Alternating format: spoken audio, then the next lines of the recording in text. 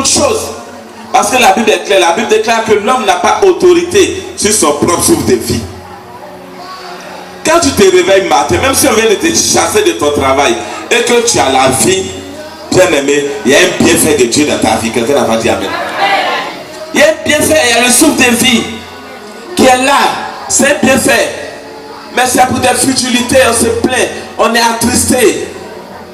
Je suis découragé par rapport à quoi? Tu as la vie. Alors que ceux-là même qui ont des milliards, pendant que tu es en train de dire tu as la vie, ceux-là qui ont des milliards sont en train d'être transportés dans les cimetières. Mais toi tu as la vie et tu n'es pas reconnaissant à Dieu.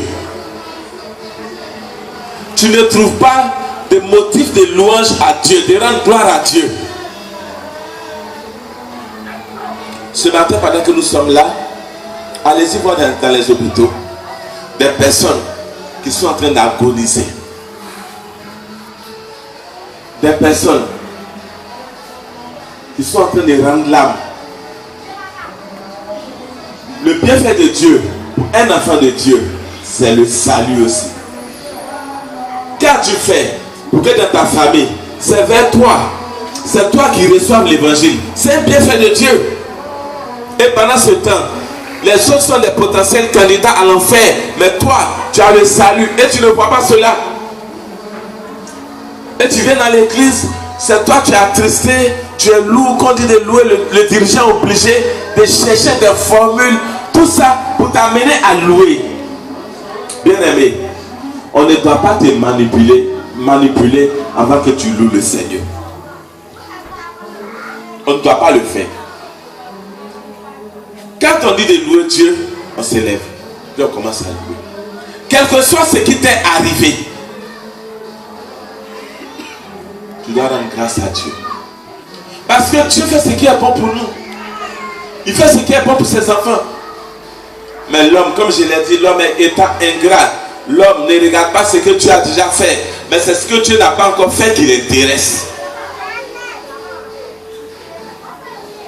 Alors que toi-même, quand tu es né, tu n'as pas commencé à marcher, tu n'as pas commencé à t'asseoir, tu n'as pas commencé à marcher.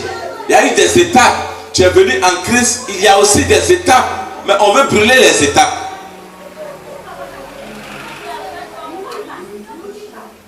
Psaume 150, verset 2.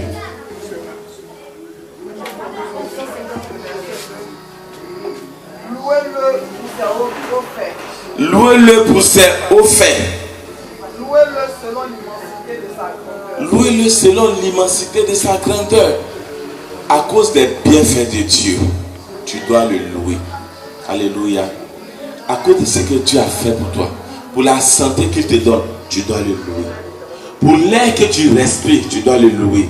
Car si Dieu tendait une facture, ne serait-ce que pour l'air que nous respirons, je ne pense pas que quelqu'un allait être capable de faire face à cette facture. Chaque 2 mois, quand la CIE envoie les factures, nous sommes attristés. Quelquefois on dit non, mais qu'est-ce qui se passe? Le mois passé j'ai payé 30 000, aujourd'hui j'ai payé 60 000. Et si Dieu décide de t'envoyer une facture pour l'air que tu respires, mais tu as l'audace de dire que Dieu n'a pas encore fait quelque chose dans ma vie. Tu as le courage de dire ça, que Dieu n'a pas encore fait quelque chose dans ta vie. Bien-aimé, c'est l'ingratitude. Alléluia. Pour dire quoi? Il n'y a pas d'excuse. Parce que chaque jour, c'est des miracles. Se réveiller, c'est un miracle.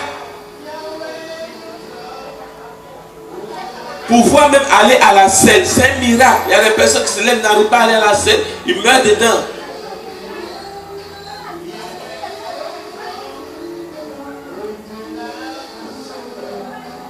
Va voir un aveugle et puis dire à l'aveugle, je veux que tu me passes ta cécité pour quelques minutes. Tu peux faire ça.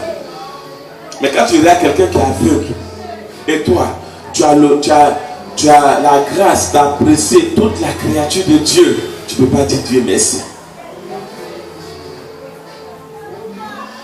Pendant que lui il est là, il ne peut pas, ses yeux sont fermés.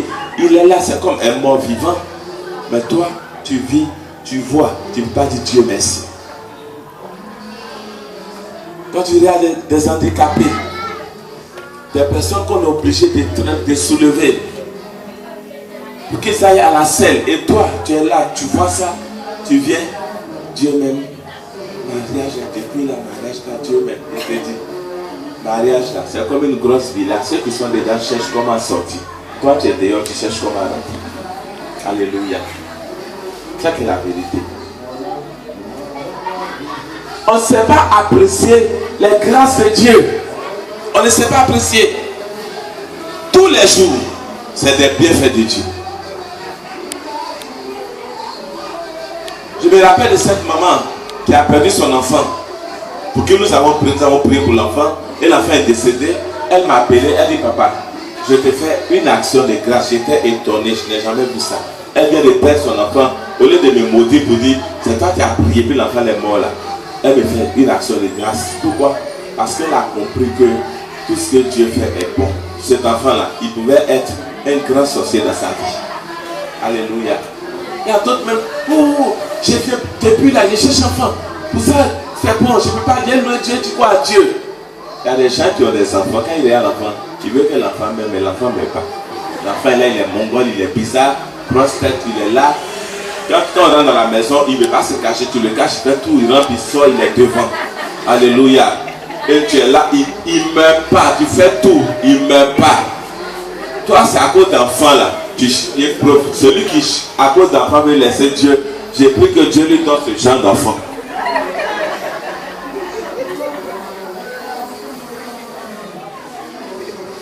Donc, il n'y a même pas de raison. D'autres aussi, parce que je ne travaille pas. Voilà, c'est dans les gens qui travaillent. Mais ils sont esclaves du travail, ils n'ont pas le temps. Matin, midi, ils sont l'insulte à cause du travail. Moi, j'ai travaillé. Je me rappelle, un jour, j'ai travaillé, puis je me suis blessé, puis le gars dit, fais vite. Bon, le sang est en train de couler, puis il dit, fais vite. C'est pas son affaire, fais vite.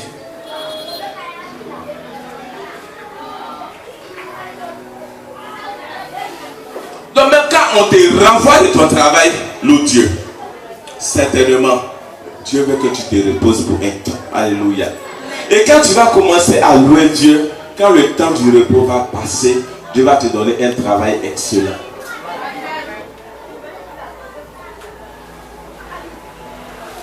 Donc, on doit louer Dieu. Il n'y a pas d'excuse de venir dans la maison de Dieu, d'être attristé.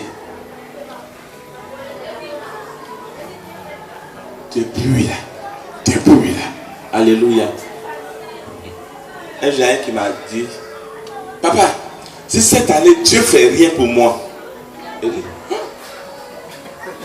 on donne ultimatum à Dieu. Si cette année Dieu ne fait rien pour moi, je vais prendre une décision.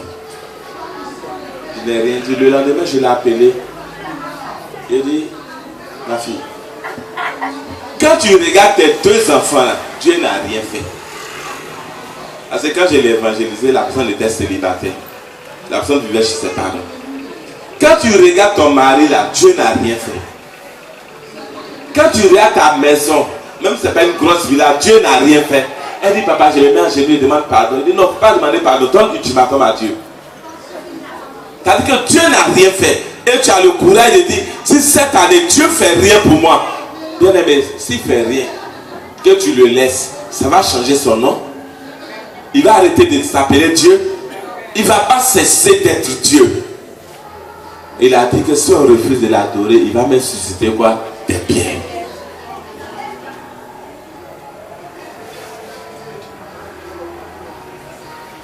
On doit louer Dieu parce qu'il est beau de le louer. Alléluia. Il est beau de louer Dieu. Bien aimé, quand tu finis de louer Dieu, ton cœur est dans la joie. Amen. Vous savez pourquoi nos frères d'en face, quand ils sont en jeûne, comme présentement, ils mangent bien à 4 heures. Mais à 8 heures, ils crachent partout, ils ont faim. Pourquoi? Parce qu'ils ne louent pas Dieu. Amen. Mais nous, quand on loue Dieu, on est dans le moment de jeûne là. Est-ce que la faim même ça détruit la faim?